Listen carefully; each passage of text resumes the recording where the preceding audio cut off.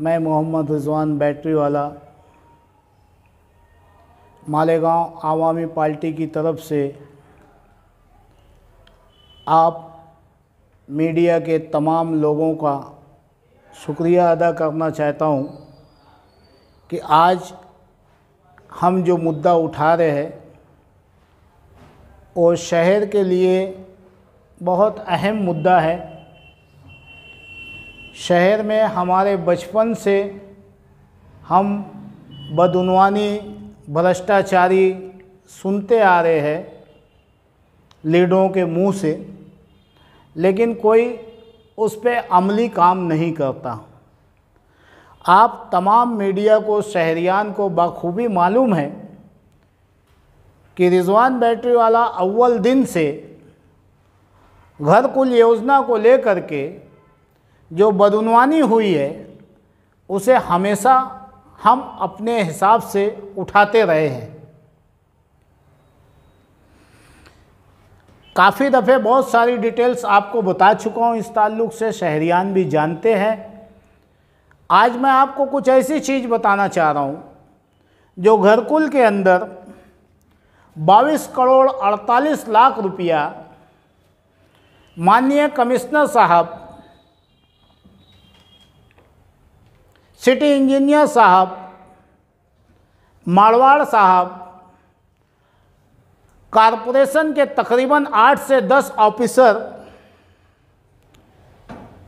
जो इस भ्रष्टाचारी में मुलविस है, जो ठेकेदार को 22 करोड़ 48 लाख रुपया दे करके यहाँ से भगा दिया गया।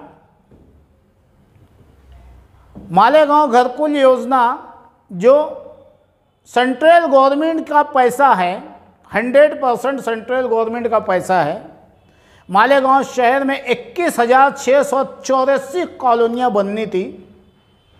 गार्डन, हॉस्पिटल, स्कूल, बच्चों का खेल कूद का गार्डन, तमाम सुविधाएं के साथ, हद तक कि जब आप झोपड़पट्टी धारक को उठा के वहाँ शिफ्ट करोगे तो वहाँ पे उन झोपड़पट्टी वालों को जाने के लिए महानगर पालिका उन लोगों को वाटर पंप, लाइट, पंखा अपनी तरफ से लगा के दे। बहरहाल आज घरकुल की क्या हालत है वो आप लोगों के सामने है। हमने बारहा माननीय कमिश्नर जी को, पुलिस इंतज़ामिया को निवेदन दिया। हमने ऊपर तक यहाँ किला पुलिस स्टेशन में उसकी एफआईआर करवाई। उसी एफआईआर की कॉपी को हमने महाराष्ट्र सरकार, एकनाथ शिंदे जी, देवेंद्र फडणवीस जी, महाराष्ट्र पुलिस संचालक तक पहुँचाई। वही कंप्लेन सर हमने भारत सरकार, सदर जमहूरिया, प्रधानमंत्री श्री नरेंद्र मोदी जी, ईडी, सीबीआई, अमित शाह, हमने सबको ये मालूमात दी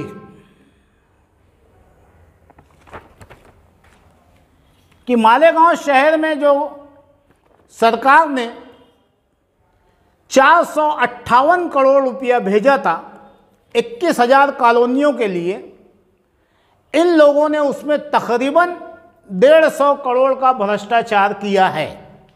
और आज पेपर पे साबित हो गया, इसमें माननीय कमिश्नर आर्बिट्रेटेड है सेंट्रल गवर्नमेंट और ठेकेदार के बीच में, कि कभी भी कुछ भी मसला हो तो इस मसले का हल कमिश्नर साहब को निकालना है। लेकिन कमिश्नर साहब भी इसके अंदर अनदेखी कर रहे हैं, इन तमाम चोरों को बचाने की कोशिश कर रहे हैं।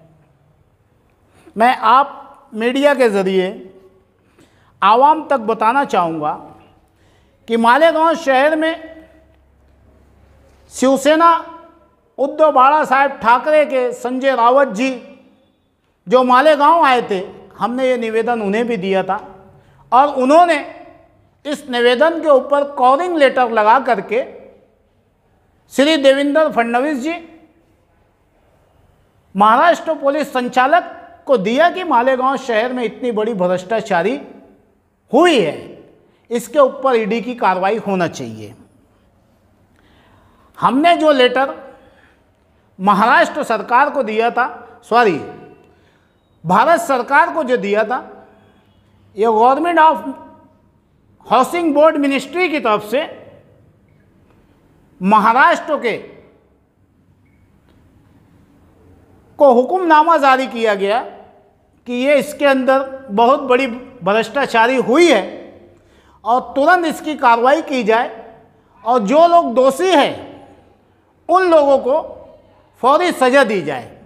मालेगांव आवामी पार्टी के ताल्लुक से लिखा गया कि अगर जो ये लोग कार्रवाई नहीं करते हैं तो आप हमसे राब्ता कायम करिए, हम दोबारा आपका इस मुद्दे पे इंक्वायरी बिठाएंगे। अब मालेगांव शहर की आवाम परेशान है कि क्या होगा। मालेगांव शहर के मौजूदा एमएलए साहब जिनको अल्लाह ने दूसरी टर्म में एमएलए बनाया है, क्या ये उनकी जिम्मेदारी नहीं है? इतना सारी बदउनवानी सामने, भ्रष्टाचारी पेपर पे, उनके पेपर पे है। मैं आप मीडिया वालों को बता दूं कि एक भी बात मैं अपनी तरफ से नहीं कह रहा हूं। ये लोग मेरे खिलाफ एफआईआर कर सकते, मेरे ऊपर कंप्लेन कर सकते, अगर जो मैं किसी के ऊपर इल्ज़ाम लगा रहा हूं तो ये टोटल सारी बातें ये उनके पेपर में से निकाली हुई हमारे निवेदन पे हमने ये साबित किया है कि ये भ्रष्टाचार हुआ है। किनके पेपर में से? ये महानगर पालिका का जो एग्रीमेंट है, पंडे नामी शख्स जो ठेकेदार था 11,000 कॉलोनी का, वो 11,000 कॉलोनी नहीं है सर, वो 21,684 कॉलोनी है, उसमें भी आवाम की आंख में धूल झोंकी गई है। तो अब सोचने की बात यह है कि मौजूदा आमदार साहब सड़क गटर के फंड के पीछे परेशान हैं। क्या आपको अल्लाह ने ताकत दी है, आप इन्हें हथकड़ी नहीं लगवा सकते हो? आप ओहदे पे हो, इख्तियार में बैठे हो, आप इन्हें हथकड़ी लगवा सकते हो। इस पे आवाज़ क्यों नहीं उठाते, इस पे मुंह क्यों नहीं खुलता? शहरियान का और रिजवान बैटरी वाले का ये सवाल है।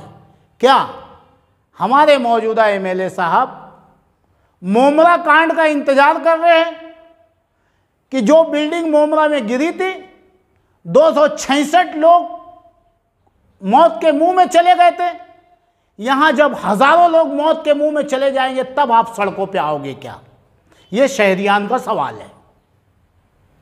हमारे साबिक एमएलए साहब बड़ी जोर और शोर में प्रेस कॉन्फ्रेंस ले रहे हैं, 2 क्लास ज़्यादा पढ़ लिए हैं, हिंदी के कुछ ऐसे ऐसे वर्ड बोलते हैं कि उनको खुद को भी नहीं समझता है कि मैंने क्या बोल दिया। सर, मालेगांव शहर की अंडरग्राउंड डेनिस गटर को लेकर के जो 500 करोड़ रुपए का फंड है, सारे भूखे भेड़िए उस फंड के ऊपर अपनी वॉचिंग रखे हुए हैं, मुझे कितना मिले, मुझे कितना मिले। अभी उसका काम शुरू नहीं हुआ है, टेंडर निकला नहीं है। हमारे माजी एमएलए साहब 100 करोड़ की बदउनवानी बता रहे हैं और कह रहे हैं कि मैं ईडी जाऊंगा, सरकार तक जाऊंगा। अबे भैया, ये तो ईडी अभी इनके ऊपर बैठने वाली है, यहाँ पेपर पे पैसा गायब होगा, यहाँ तो सबूत है। क्या घरकुल पे आपकी आवाज़ नहीं निकलती है? मैं आप मीडिया वालों के ज़रिए पूछना चाहता हूँ, माजी एमएलए साहब, आप और आपके घर वाले इसमें शामिल तो नहीं हैं? शक है, क्यों नहीं आवाज़ उठ रही है आप लोगों की? ये दोनों की दोनों लीडवान शहर को बेवकूफ़ बना रहे हैं।